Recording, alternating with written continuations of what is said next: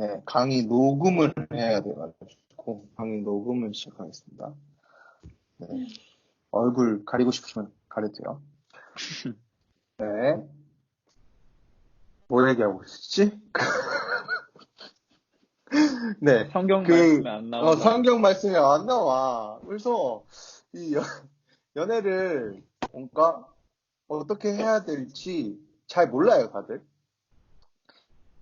연애 준비 조건이 뭔지. 차라리 성경에 정확하게 딱 나와 있으면, 내가 그걸 따르고 하면 될 텐데, 그게 안 된단 말이에요. 제가 아까 헤어질 수 있는 마음, 언제든지, 그리고 헤어지더라도 상처받지 않을 수 있는 마음의 준비. 이게 저는 제일 연애를 시작하기 위한 가장 중요한 준비 조건이라고 생각하는데, 어, 이 연애라는 것이 얼마든지 만날 수 있지만 반대로 얼마든지 헤어질 수 있단 말이에요. 그리고 여러분들이 아직 사실 결혼이라는 이 제도라는 통과하기에는 사실 다들 어리다고 느끼잖아요. 저도 지금 제가 이 결혼이라는 제도를 이게 저는 하라면 하겠는데 현실적으로 사회적으로 봤을 때 쉽지 않단 말이에요. 그런 것들을 생각을 해봤을 때 서로를 이제 챙기고 서로를 이제 사랑하는 마음까지는 좋아요. 근데 그걸 넘어서서 그 책임을 질 수 있는 것이 이제 진짜 결혼을 한다는 것인데 그게 안 되거든요. 연애를 한다는 것 자체가. 그건 이제 결혼하기 위한 얘기인 거지. 그쵸? 연애 자체가 네, 결혼에 준비하는 단계거든요. 그렇게 좀 이해를 했으면 좋겠어요. 그러니까 지금 질문한 사람은 연애를 하고 싶고 연애를 하기 위한 그 준비 조건이 뭔지 진짜 궁금하다. 약간 이런 느낌인 것 같은데 사실 연애를 하기 위해서 준비하는 게 아니라 그 연애 자체가 이미 결혼으로 가기 위한 중간 단계의 느낌이기 때문에 좀 그 큰 그림에서 바라봤으면 좋겠고 또 이 준비 조건이 제가 아까 그 마음이라고 얘기했던 게 사실 그렇게 마음 준비하고 돈도 아까 얘기했지만 그거 있고 사랑하는 마음도 있고 하더라도 아무리 준비해도 완벽함을 느낄 수가 없어요. 아무리 준비해도 부족하게 느껴질 거예요. 이 준비하는 조건이라는 것 자체가. 그래서 저는 아까 제일 중요하게 얘기했던 그 마음가짐은 정말 필요하고 언제든지 그 초심으로 돌아가고자 하는 그 마음가짐 가진 상태에서 내가 어떤 준비를 통해서 이걸 배워가는 게 아니라 아까 얘기했듯이 결혼의 준비 조건이란 말이에요. 예를 들면 여러분 포켓몬스터 이런 거 봤을지 모르겠지만 막 진화하잖아요. 진화를 얘기하는 건 아닌데 그 하잖아요. 이제 그 안에서의 점점 내가 결혼할 준비가 되어가는지 그거를 연애를 통해서 배우고 그 사람이 이 결혼이라는 거를 나와 함께 할 수 있는 사람인지를 배워가는 그 단계이기 때문에 완벽한 준비 조건을 가지고 하기가 어려워요. 그러나 여러분들이 책임질 수 없는 그런 상황들이 언제든지 발생할 수 있기 때문에 그래서 저는 사실 중고등학교 때 연애 할 수 있죠. 저도 중고등학교 때 연애 했고요.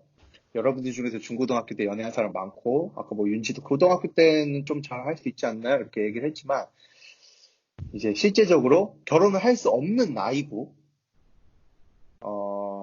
이 제도 속에 들어가기 사실 사회적으로 현실적으로 어려운 나이예요. 그리고 책임을 질 수 없는 나이이기 때문에 저는 당연히 이것도 좀 어리다고 생각하지만 성인이 돼야 되는 건 진짜 당연한 문제인 것 같아요. 그 안에서 이제 우리가 조금 언제쯤이 좋을까 이런 얘기들도 밑에 가면 있는데 좀 다음 질문으로 좀 넘어가 볼게요.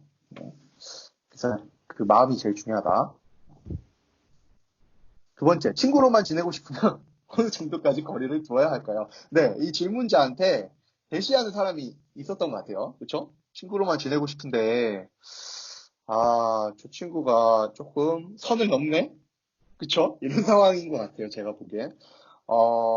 근데 연애하긴 좀 내가 마음이 그렇게 가지는 않고, 저 친구가 나한테, 그런 마음들까지 들지는 않는데, 근데 진짜 좋은 사람이야. 좋은 친구고, 친구를 지냈을 때 너무 좋았어. 그거를 지키고 싶잖아요. 자, 이게 근데 남자가 질문했는지 여자가 질문했는지를 몰라요. 자, 한번 이 케이스를 한번 해볼게요. 만약에 남자다. 그러니까 남자의 입장이 아니라 여자인데 남자가 나한테 대시를 할 거잖아요. 그쵸? 보통. 네? 남자가 나한테 이렇게 딱 대시를 하는데 여자의 입장에서 얘기하는 거예요. 근데 여자의 입장에서 봤을 때 남자를 잘 알아야 돼요. 저 친구가 어느 정도까지 거리를 두어야 이거를 잘 눈치를 챌까? 그쵸? 눈치를 채게 해줘야 된단 말이죠. 어느 정도 거리를 두어서. 근데 적당히 해주면 카톡을 만약에 해. 보통 뭘 하냐면 이제 카톡 보내고 연락하고 같이 밥 먹자 그러고 뭔가 되게 자연스럽게 상황을 만들어 간단 말이죠. 남자애도 혹시 너무 티나게 하지 않고 잘 이렇게 되게 머리 써서 한다고 했는데 근데 티는 나죠. 근데 대놓고 뭐야 하긴 좀 그런 상황인데 남자한테는 진짜 강하게 직설적으로 얘기를 해줘야 됩니다. 예, 남자들 많이 공감할 거예요. 왜냐하면 남자들은 자기를 보고 살짝 웃어주기만 해도 얘가 나를 좀 좋아하는 것 같은데? 라고 진짜 착각할 수 있는 사람들. 이 여자 자매들이 진짜 이해를 잘 못하는 부분인데 이게 진짜 그래요. 혹은 자기한테 그냥 베푼 호의인데 그냥 아무 생각 없이 베푼 호의들이 남자들한테 특히 약간 여자친구 만나고 싶어 하는 남자들한테는 되게 크게 온단 말이에요. 그 시각적이고 감정적인 효과가 남자들 엄청 강하단 말이에요. 그러니까 진짜 딱 강하게 거리를 둬야 돼요. 예를 들면 카톡이 와. 카톡이 딱 와요. 카톡이 딱 오는데 이 케이스도 있으세요. 지금 친구로만 지내고 싶은데 내가 솔로가 아니라 내가 남친이 있을 수도 있는 약간 비밀일 수도 있지. 그러면 진짜 거리를 무조건 둬야 돼. 카톡이 온단 말이야. 그러면 진짜 강하게 일십 한번 하세요. 하고 걔가 그럼 삐질 거야. 왜 일십했어? 라고 올 수도 있겠지. 근데 보통 창피해서 말도 못해. 약간. 근데 말하지 왜 그랬어? 그러면 그때 컴퓨터 카톡 하고 있었는데 그 읽혀놓고 엄마 핑계 대면 되잖아요. 이렇게 하고 있었는데 읽혀졌었다. 미안하다. 그냥 이렇게 하고 넘어가면 돼. 근데 남자는 뭐 약간 이때는 아리송하겠죠. 그리고 안익십도 하세요. 안익십으로 한 2, 3일 넘어가면 남자들 알아요. 좀 그렇네. 근데 미련은 남는단 말이야. 내가 좀 어떻게 하면 혹시 돌려볼 수 있지 않을까라는 미련을 여기서 끝내주면 딱 좋은데 미련을 가진단 말이에요. 미련을 가질 수 있기 때문에 진짜 강하게 얘기를 해줘야 돼. 예를 들면 남자친구가 있다. 그러면 남자친구 푸사 올리세요. 네, 푸사 올려서 접근 못하게 하시고 그냥 친구로 지내고 싶다 하면 네, 연락 진짜 받지 말고 밥 먹자고 하는 것도 돌려서 난 그때 바쁘다. 정확하게 얘기를 하고 확실하게 티를 내주는 게 필요해요. 어떻게 티 내는지는 여러분들이 알아서 판단하는데 이런 사람도 있어. 그렇게 강하게 거리 두면 제가 얘랑 친구로 못 지내지 않아요? 약간 어색해지는 거 아니에요? 이럴 수 있단 말이에요. 그게 아니에요. 오히려 강하게 거리를 두어서 남자가 눈치를 째고 딱 접으면 오히려 어색해지지 않고 친구 관계를 유지할 수 있어요. 왜냐하면 남자는 그게 창피하거든. 남자는 그게 창피해요. 엄청 창피하기 때문에 그 어디서 얘기할 수도 없어. 그리고 걔한테도 얘기할 수도 없어. 자기 창피하잖아. 그치? 약간 민망하단 말이야. 그러니까 그거를 그 시기를 지나간 다음에 그 남자가 또 다른 여자친구가 생겼어. 다른 여자친구 생길 수 있죠. 혹은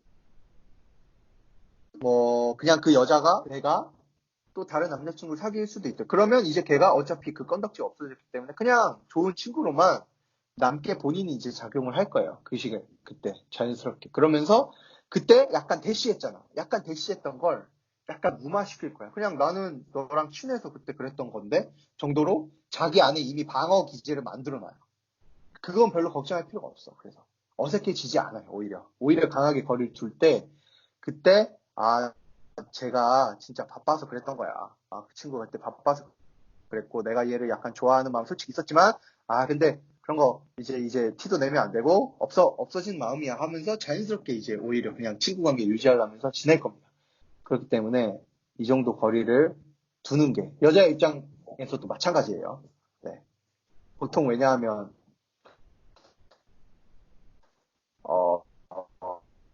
이제 여자애들이 이제 먼저 대시하는 비율이 상대적으로 적으니까 얘기를 한 거고, 2개 바뀐 케이스도 거의 비슷하다고. 네.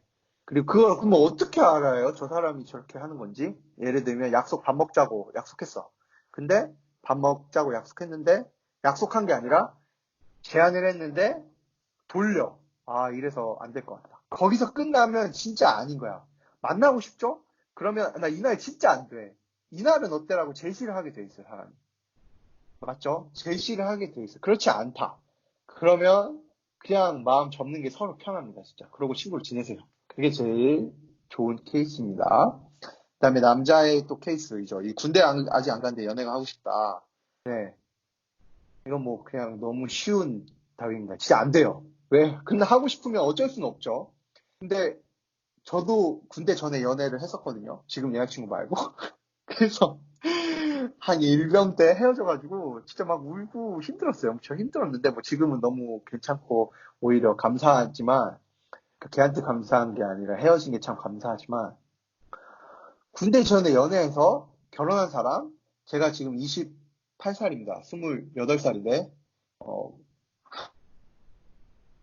진짜 한 명도 못 봤어요. 그 막 네이버 판에 올라오고 네이버에 군대 기다려서 뭐 꽃이 심게 줬어요. 그래서 결혼했어요 하는 사람 100명 중에 한 명이 안 됩니다. 진짜 100명 중에 한 명이 안 돼. 한 0.5명? 사람도 아니에요. 한 명이 아니라 0.5명. 진짜 할 수가 없어요. 여러 가지를 뚫어야 되는데 이 느낌이 뭐냐면 마치 여러분들 혹시 뭐 게임 같은 거 해봤을 수 있겠는데 게임 100원 넣고 끝판왕까지 깨는 거예요. 네. 100원 넣고 오락기 한번 할 때 오락기 세대인지 모르겠다. 나 너무 약간 아재 같은데 그렇게 하고 그거를 마지막까지 다 깨야 이게 되는 거예요. 이거 말도 안 되는 일이에요. 사실 불가능합니다. 그러니까 제 생각에는 오히려 기다려보고 해야 더 좋은 결과를 낼 수 있어요. 왜냐하면 안 갔다 왔을 때 이제 미리 하게 되면 서로 힘든 것도 있지만 요새는 그래도 핸드폰이 있어서 옛날보다는 그래도 비율이 올라갔어요. 괜찮은데 옛날보다 괜찮은데 그래도 그 관계의 단절 그리고 그 감정의 단절 그리고 또 그 안에서 느껴질 지금 같은 경우는 코로나 때문에 만나지도 못해 휴가도 못 나와. 이런 케이스들이 군인이라는 신분 안에 너무 갇혀 있어요. 저도 참 군대를 갔다 왔지만 이 신분상으로 정말 쉽지 않고 보통 남자들은 그래서 군대를 갔다 오면 그래도 조금 더 생각을 하고 옵니다, 사람들이. 왜냐하면 생각할 시간이 많아지거든. 그전에는 생각할 시간이 없이 살아요. 근데 그때는 이제 좀 생각할 시간이 많아요. 그러니까 남자도 성숙해져서 나오고 보니 자기가 원래 그냥 아무 생각 없이 만났던 그 자매가 별로에게 보일 수 있는 거야. 그건 이제 어쩔 수가 없어요. 왜냐하면 자기가 가치관이 어렸을 때 봤던 그 사람이랑 그 사람이 근데 그 여자가 예를 들면 너무 그대로야. 하나도 변한 게 없고 너무 잘하지가 않아서 성숙해지지 않아서 그러면 진짜 무조건 헤어지게 되는 거예요. 여자가 아무리 나도 기다렸잖아 해도 마음이 안 가진다니까. 그러니까 나중에 자기를 스스로 쓰레기를 만들지 마시고 지금 그거를 접는 게 오히려 나비 효과가 덜 일어나요. 나중에 그렇게 하면 쓰레기 되잖아. 그리고 자기도 힘들고 그쵸? 그 쓰레기 짓을 하면 안 되니까 하지 말라는 거예요. 네. 그리고 쓰레기 짓을 뭐 남자만 하는 건 아니죠. 뭐 고무신 거꾸로 신은 그때 전 여자친구 고무신을 거꾸로 신었습니다. 그때 이거 좀 제 썰인데 해외에 갑자기 봉사활동 가가지고 그때 다른 남자친구 만나가지고 갑자기 다른 남자친구 만나서 헤어졌어요. 그렇게. 실제로 그렇단 말이에요. 그러니까 상처받기 싫으시면 안 하는 게 상책이다. 넘어가겠습니다. 4번. 불신자 친구가 마음에 자꾸 드는데 어떻게 하나요? 제가 전도하면 되지 않나요? 네. 아니면 결혼하기 전에 헤어지면 되지 않나요? 이 질문이 뭐냐면 자기는 알아요. 불신자 친구랑 결혼하면 안 된다는 걸 본인이 알아요. 본인이 정확하게 아는데. 근데 난 이렇게 하고 싶다. 그러니까 이해해 달라는 거야. 네. 뭐 어떡하겠습니까? 이거를. 누가 막을 수 있을까요, 이거를? 목사님들이 막긴 막습니다, 보통. 근데 그거를 그냥 뚫어버린 사람들 진짜 많이 있어요. 이거 사실 답정너 같은 질문이고 또 어떤 느낌이 있냐면 그러니까 그 사람을 지금 비판하는 거 아니고 이거는 사실 여러분들이 준 질문은 아닙니다. 4번은 네, 여러분들이 준 질문은 아닌데 이 질문 자체가 그러니까 연애란 걸 인조이로 여기는 거예요. 엔조이로. 그러니까 연애는 내가 즐기기 위한 수단으로서 본능적으로 생각하고 있는 거예요. 봐봐요. 결혼하기 전에 헤어지면 되지 않냐? 결혼하기 전에 헤어지면 되죠. 헤어지면 되는데 난 그 기간, 그 시간 안에 내가 저 남자, 저 여자한테 받을 위로, 그리고 그 감정적인 공간, 그 안에서의 누릴 수 있는 그런 뭐 짜릿함들, 그거를 난 누리고 싶다라는 거거든요. 근데 사실 아까도 얘기했다시피 연애는 그런 게 아닙니다. 연애는 이제 결혼을 하기 위해서 우리가 정말 확인하고 고민해가는 그 단계이지, 이제 나 인조이해서 내가 그 안에서 감정이 공감받고 위로받고 하기 위한 연애는 진짜 이기적인 연애예요. 그렇게 하면 안 됩니다. 제가 전도하면 되지 않나요? 이건 또 다른 질문인데 전도 안 됩니다, 여러분. 왜냐하면 인간이 진짜 악하기 때문에 이 말씀이 들어가기가 진짜 생판에서 들어가는 게 요새는 더 힘들어졌어요. 정말 힘들어요. 전도 한번 나가보면 알겠지만 그게 정말 힘듭니다. 그리고 감정이 좋아서 괜찮아. 내가 그럼 그때 이런 출석 약속을 한단 말이에요. 네. 여러분 선거 전에 정치인들이 공약하죠. 무슨 공약인들 못합니까? 어떤 공약이든 다 합니다.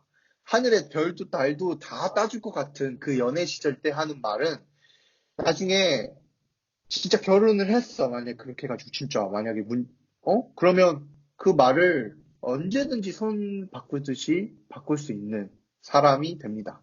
네.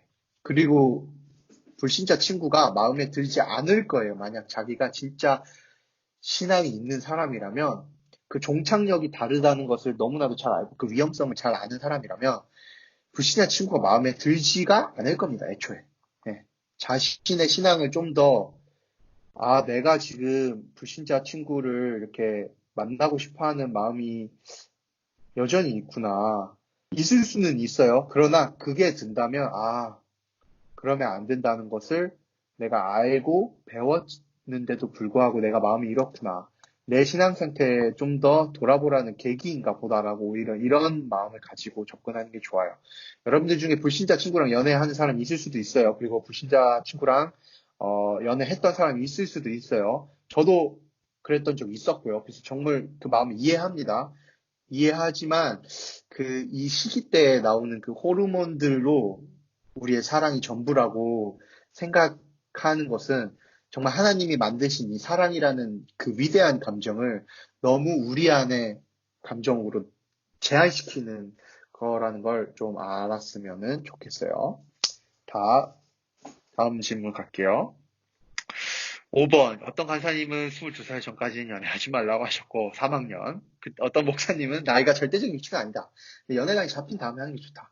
연애 시작해도 된다, 안 된다 하는 시기의 기준이 있을까요? 또 진심으로 좋아하지만 둘 다 신앙이 미숙해서 같이 세상과 가까워질 수 있겠다는 생각이 들 때는 어떻게 하는 게 좋을까요? 네, 일단 앞으로 가보면 시작해도 된다, 안 된다 하는 시기의 기준. 그 시기의 기준이란 게 사실 없죠. 네.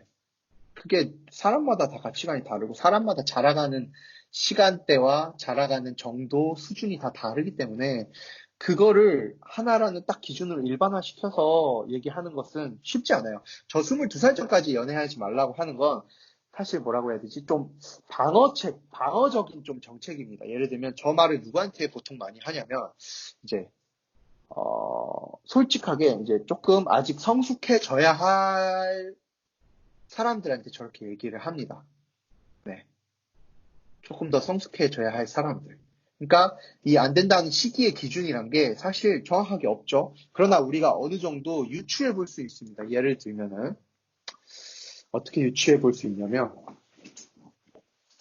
나를 잘 아는 사람들이 있죠. 누가 있을까요? 내 주변 사람들. 제일 먼저 부모가 있겠죠. 나를 제일 잘 아는 사람들, 뭐 부모님이 무조건 나를 제일 잘 안다 이 얘기를 하는 건 아니지만 내 주변 사람들 봤을 때 부모님이 있을 수 있어요. 그리고 혹은 뭐 나를 그래도 좀 친하게 교제라기보다는 친하게 지냈던 뭐 친척들이 있을 수도 있고, 혹은 형제 자매들이 있을 수 있죠. 형제 자매들이랑 진짜 이런 얘기들 진짜 많이 할 수 있어야 됩니다. 여러분 진짜 창피하시지 말고. 저도 좀 그랬는데, 형제 자매들이 생각보다 부모님이 나를 보는 것과 다르게 정말 공감해 줄 수 있는 부분에서 그 장단점을 부모님보다도 더 잘 알아요. 형제 자매들이. 네. 그래서 형제 자매, 그리고 또 누가 있을까요? 여러분들이 교회를 다니니까 교역자들, 교회 목사님들, 전도사님들, 강도사님들 있죠. 혹은 그 교회에 진짜 좀 존경하는 뭐 선배들이 있을 수 있죠. 그리고 SFC 내에서 간사님 있을 수 있죠. 그리고 내 친구들. 이 정도가 내 주변의 사람들이란 말이에요. 이 주변 사람들한테 물어보세요. 진짜 솔직하게. 네. 이 연애를 시작해도 된다 안 된다 하는 시기의 기준을 봤을 때 보면 보통 이 질문을 한 것 자체가 마음에 어느 정도 드는 사람이 있거나 한단 말이에요.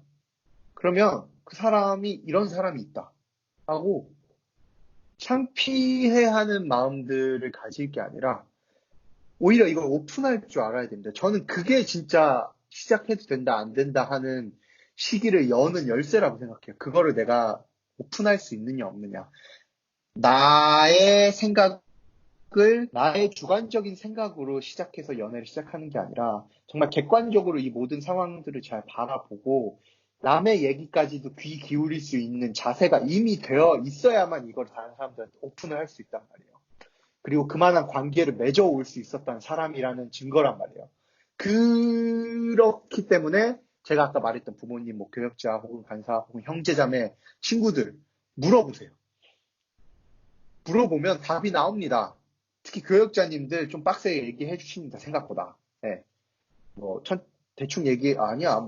그래도 돌려서 얘기하시는 분도 있겠지만 알 겁니다. 느낌. 그리고 부모님 진짜 얘기해 주실 거예요. 근데 부모님 좀 꽉 막힌 느낌이 받을 때가 있어요. 그럴 때 형제자매가 있으면 진짜 좋죠. 형제자매 입장에서 객관적으로 상황을 바라봐 줄 수 있어요.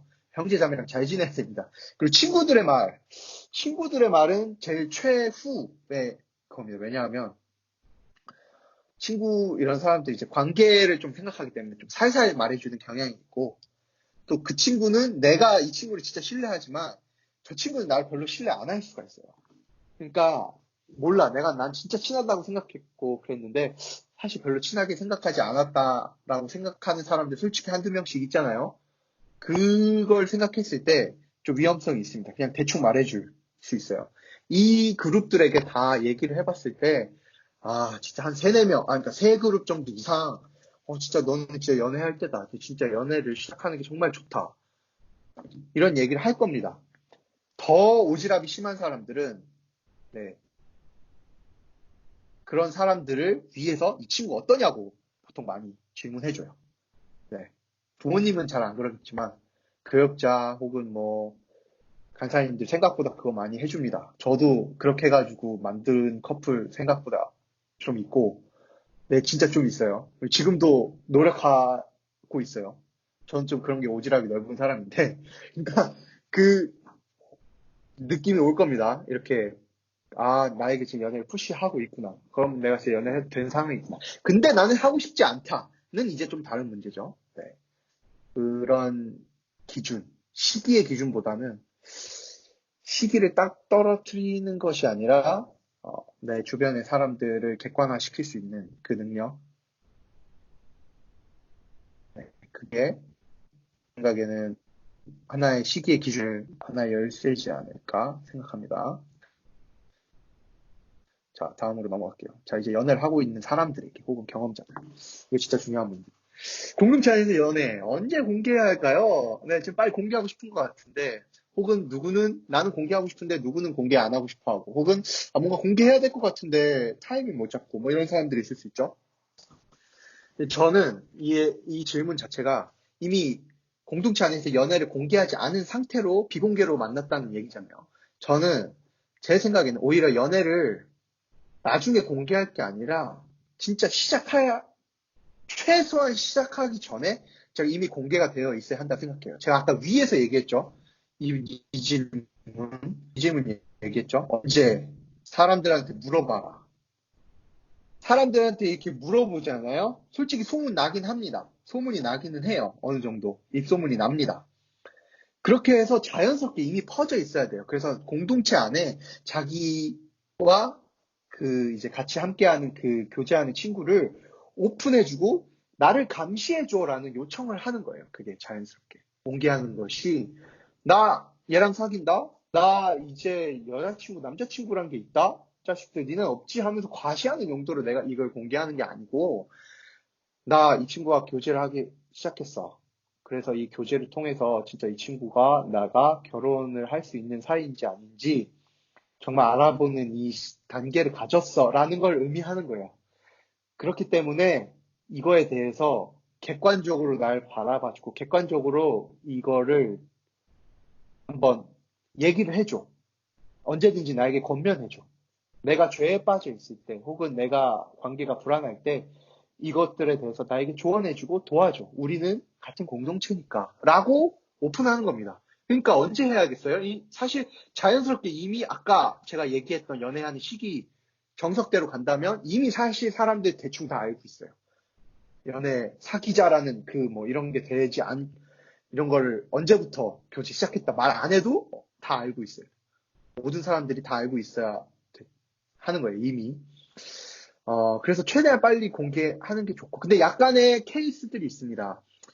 예를 들면, 제가 아는 케이스가 뭐가 있냐면, 교회 권사님 두 분의 아들, 딸이야. 그 권사님 두 분이 엄청 친해. 엄청 친해. 진짜 막대하면서. 막 그런 거 좀 느낄 거예요. 근데 아들, 딸이 사겨. 저쪽 집안이랑 결혼하겠나? 말도 안 돼. 약간 이런 상황일 때 되게 숨기는 거 제가 한번 봤어요. 그런 케이스들이 있고, 혹은 예를 들면 내가 불신 연애를 하고 있다. 네. 그러지 않았으면 좋겠고, 제가 앞에 얘기했지만, 공동체 덕을 위해서 어느 정도 약간 너무 오픈하지는 않고, 교역자나 되게 조장, 이 정도의 리더 정도들이 알 수 있도록 이런 걸 오픈해주는 것은 참 중요하다고 생각해요. 그리고 이 연애를 공개해야 되는 것, 또 중요한 이유는 뭐냐면, 공개 안 하고 있을 때 아까처럼 남자친구, 여자친구 있는지 없는지 몰라요. 그러니까 대시한단 말이에요. 난 쟤 여자친구 있는지, 쟤 남자친구 있는지 몰라. 그러니까 대시했단 말이야. 근데 나중에 알고 보니까 그랬어. 그러면 너무 서로 민망하고 미안하고 그렇게 되는 거지. 그러니까 그렇게 되지 않을 것을 공동체에게 공표를 하는 거지. 이런 것들을 경고하는 의미라기보다, 뭐라고 해야 되지? 경고하기 의미보다, 경고라기보다 이제 좀 통지를 하는 거죠. 네, 함께, 네. 우리의 연애를 같이 해달라고 오히려 요청하는 그런 케이스예요. 그래서 연애 공개. 저는 사귀자마자 바로 했습니다. 저는. 네. 사귀자마자 바로 했고요. 네, 여러 가지 이 케이스들은 교회 목회자 혹은 간사님들이 판단을 해줄 겁니다. 오픈해라, 오픈하지 마라. 판단을 해줄 겁니다. 그러니까 교역자님들한테는 최소한 아까 얘기했던 것처럼 주변 사람들이 알아야 된다고 했을 때 교역자님들 혹은 간사님들 진짜 최소한 좀 알아야 돼요. 제일 이 케이스들을 많이 갖고 있는 사람이거든요. 그리고 보통 간사님들, 목사님들한테 짝사랑 얘기 많이 합니다. 생각보다. 짝사랑 얘기 많이 하니까 삼각관계 있을 수 있어. 삼각관계 딱 지금 내 머릿속에 들어온 정보가 얘네 둘이 지금 사귀려 하는데 얘가 얘 좋아하는데 알고 있을 수 있어요. 그러니까 이거를 교통 정리를 해줄 겁니다. 잘. 신뢰하세요. 교통 정리를 잘 해줄 수 있다라는 것을 믿고 신뢰를 해야 오히려 네, 이게 정리가 잘 되고 나중에 상처를 안 받습니다. 그래서 이 공개하는 거에 대해서 저는 최대한 빨리 공개하는 것을 추천을 합니다. 두 번째, 공동체 안에서 헤어졌는데 어떻게 해야 돼요? 이게 제일 문제죠. 이건 진짜 좀, 뭐, 답이 없습니다, 사실. 잘 헤어져야 됩니다. 잘 헤어져야 되고. 그래서 공동체 안에서 사귈 때, 이런 사람이 있죠, 그러면은.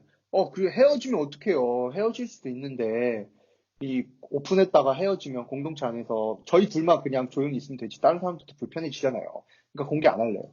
그러니까 이 상태 자체가, 나는 이 관계를 정말 지속해내고, 힘을 내서 이 관계를 지속하고 버텨보려는 그런 의지 자체가 좀 박약한 그런 말인 거죠.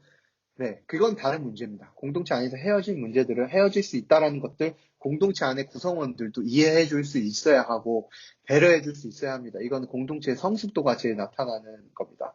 이걸 통해서 교회를 떠나지 않을 수 있어야 됩니다. 혹은 SFC를 떠나지 않을 수 있어야 돼요. 헤어졌다고. 네. 그래서 이건 현실적인 조언인데 군대 가기 전에 사귀었다. 그러다가 헤어졌다. 그럼 군대 가십시오. 다들 아는 질문이죠. 이게 대답이죠. 네. 이건 학교 과에서도 이렇게 하라고 하니까 보통. 네. 공동체를 지키기 위한 이 노력들 할 수 있어야 됩니다. 또 상처 주지 않고 헤어지는 방법에 어떤 게 있을까요? 시간이 5분밖에 안 남아가지고 좀 빨리 할게요. 힘드네. 네, 안타깝지만 좀 이 질문은 자기가 나쁜 사람이 되지 않고 헤어지는 것을 원하는 거죠. 이럴 때는, 솔직하게 얘기하는 게 낫다고 생각하는데, 진짜 그래도 못하겠다. 이럴 때 다른 사람을 팔 수밖에 없어요. 부모님을 파세요. 부모님이 제일 좋아. 부모님이 너와의 교제를 반대하신다. 핑계 대세요. 그럼 이제 사람이, 문제가, 너는 날 사랑하잖아. 부모님 그게 무슨 상관이냐. 이렇게 했을 때, 그런 문제가 생길 수도 있지만, 도저히 방법이 없다 하면 그렇게 핑계를 대세요. 간사히 저 핑계 대세요. 대시고, 대신 그리고 누구 핑계대고 헤어졌을 때는 연락을 절대 안 할 각오를 해야 됩니다. 왜냐하면 연락을 하지 그러면 쟤는 나한테 마음이 있는데 부모님 때문이야가 되기 때문에 네, 희망을 심어줄 수 있어요. 네, 상처 주지 않고 헤어지는 방법 사실 쉽지 않아요. 그리고 제 연애 스토리를 듣고 싶다고 또 누가 질문을 했는데 이 질문은 조금 네, 저는 지금 여자친구가 있고요. 지금 몇 살이지? 제 여자친구 24살입니다, 지금. 저 28살인데 제 4살 차이 났어요. 제가 25살 때 21살 자매를 만났습니다. 그 21살 자매가 여러분들이랑 나이 차이 많이 안 나죠. 21살 말, 이제 11월 달. 이때쯤 만났어요. 이제 3학년 되기 바로 직전쯤에. 네. 욕 많이 먹었습니다. 도둑놈이라고도 욕 먹은 적도 있고 했는데 지금 사실 연애 잘 하고 있고요. 좀 천안에 있고 그런데 이제 저는 같이 유위원을 했습니다. 같이 유위원을 했었고 같이 교회 포항대국교회 출석을 했었던 상황에서 이제 자연스럽게 연애를 하게 됐는데 네.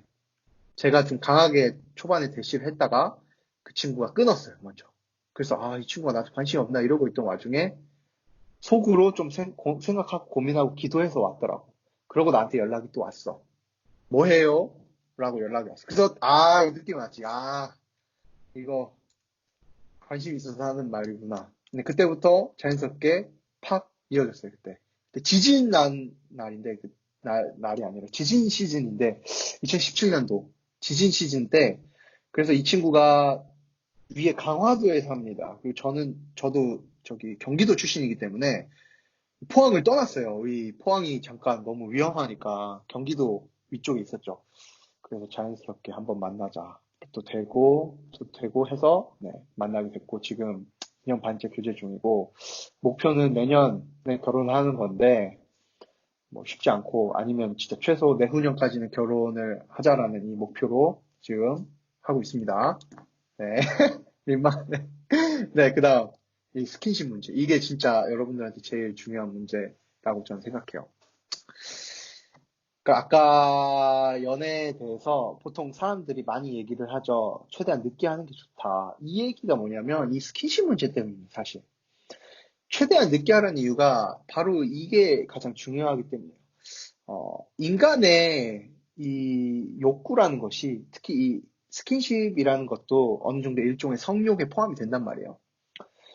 근데 이 욕구가 사실 제일 정말 좀 원초적이고 제어하기 정말 힘든 그런 욕구들입니다, 사실. 인간이.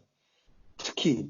그래서 세상 사람들은 이 죄를 쉽게 짓는 사람들은 정말로 뭐 원나잇도 쉽게 하고 막 그러는 거예요, 진짜로. 근데 이 스킨십 문제가 어떻게 되냐면 보통 그러면 뭐 손잡는 거 뭐 하잖아요. 손잡는 걸 이제 하면 그 이상의 것을 하고 싶어지죠. 뭐 안아주고 싶고 혹은 그 안아줘 다음에는 이제 뭐 뽀뽀도 하고 싶고 그다음에 키스도 하고 싶고 그 이상으로 가게 된단 말이에요. 사람이 더 큰 자극을 요구하게 되어 있습니다. 인간이 이 죄성이라는 것이. 그래서 나의 인간의 죄성이라는 것을 정말 인식을 하고 이것을 정말 심각하게 여길 수 있는 마음을 가진다면 이 연애를 최대한 늦게 해야 되는 거예요. 왜냐하면 스킨십이 짙어지면 짙어질수록 진짜 책임질 수 없는 상태가 놓여질 수 있는 그 빈도들이 많아지게 됩니다. 진짜로. 그 빈도가 많아지게 되면 위험해지는 거예요. 네, 제 아는 사람들 중에서도 그렇게 해서 뭐 책임을 졌지만 그래도 결혼합니다. 혼자 임신해서 결혼한 사람들 많이 봤어요. 진짜 뭐 낙태하지 않는 게 다행이다. 요새는 뭐 이렇게 말까지도 하지만 그렇게 해서 결혼한 사람들 많이 봤습니다. 근데 결혼했을 때 진짜 교회 열심히 다니고 그랬던 사람이 그러면 사람들이 진짜 충격받고요. 또 결혼식 현실적으로 하기 힘듭니다.